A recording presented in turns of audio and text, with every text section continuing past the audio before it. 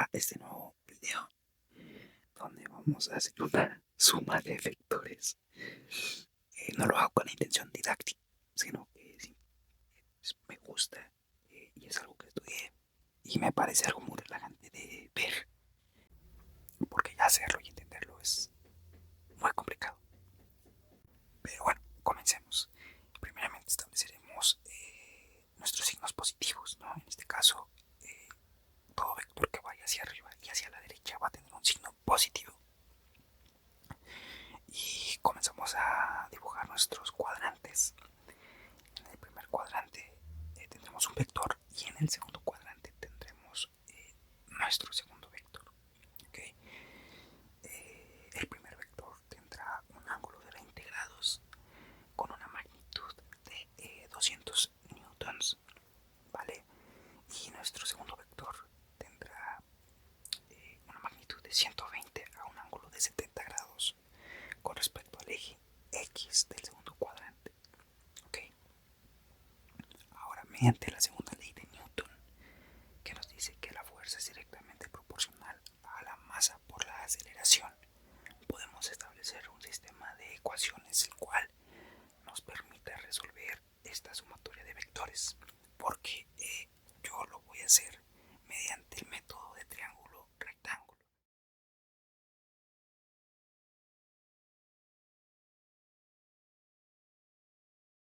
Y para resolverlo por ese método necesitamos saber las componentes de cada uno de los vectores, ¿no? Porque si vemos, cada uno de los vectores tiene una componente tanto en X como en Y.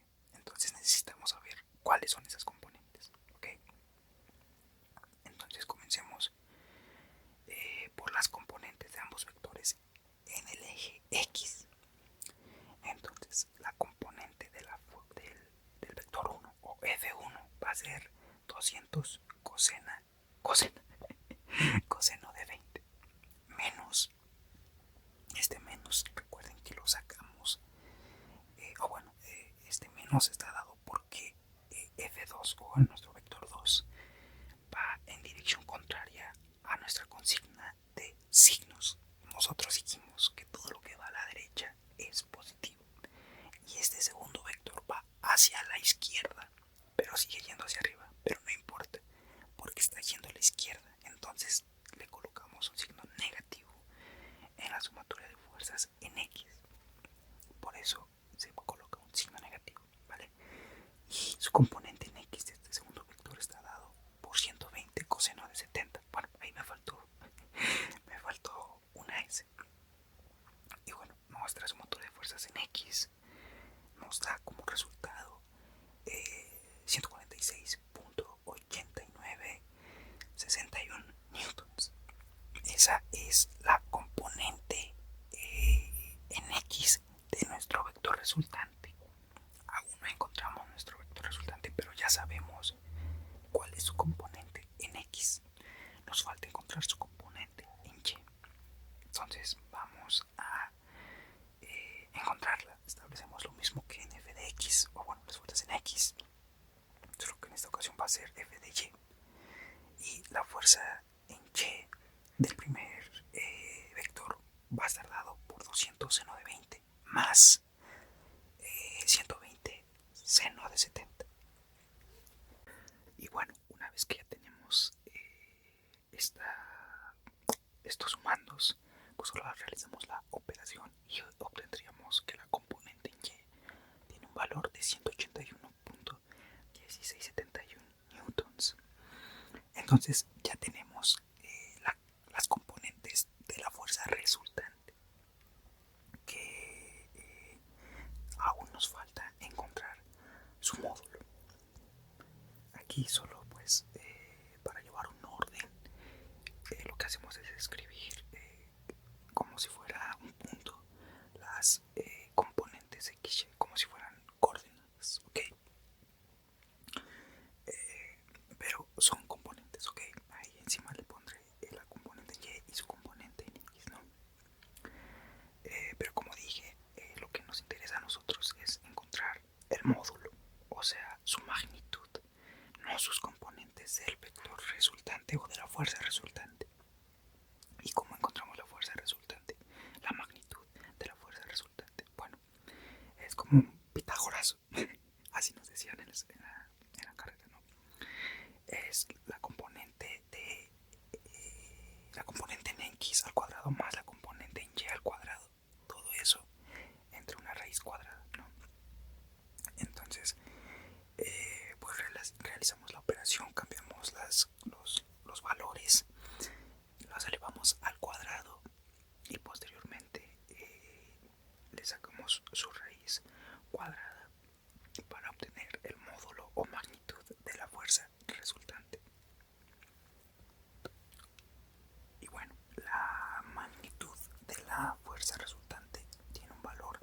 de 233.2380 newtons.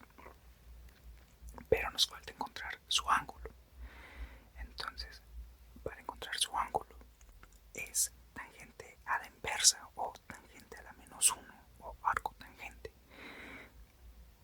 de la componente y entre la componente x.